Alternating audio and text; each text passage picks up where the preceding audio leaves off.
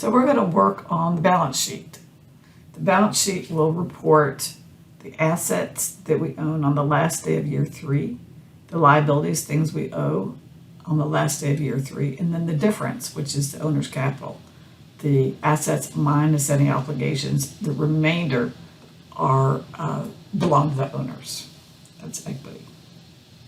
All right, cash, where are we going to get that? We're going to get that from the cash budget. So our ending cash for the year is from the cash budget.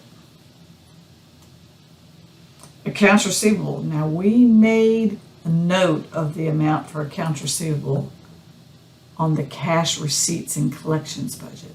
This amount is what's been sold but not yet collected. So let's go get that number. If you need to get refreshed on that, go back and watch the receipts video on how we got that 210. And then flip-flop inventory. So this is inventory that was purchased and not sold yet. So let's do it in units first.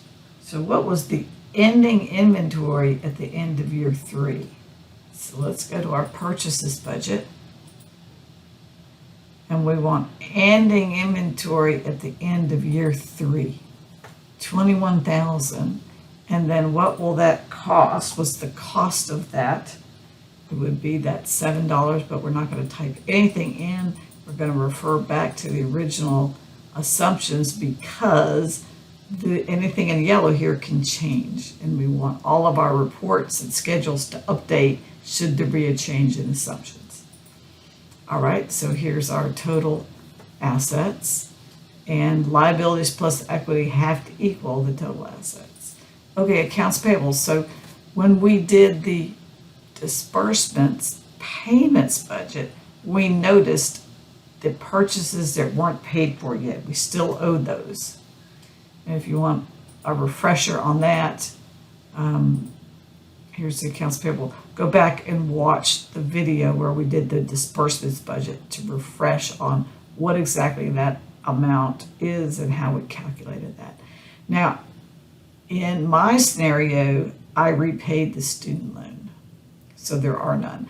But if there was a student loan, then you would link back here to the ending loan here. Okay, but I don't have any in mind.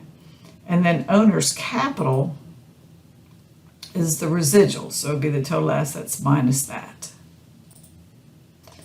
And if you had any loans, it would be minus that. So it would be total assets minus any obligations that you have. I don't have anything there, but if your model did, we would definitely want to include that here.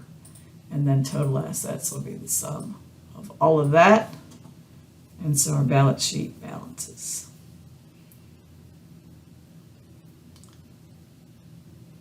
So the next thing that we're going to talk about just briefly is the task.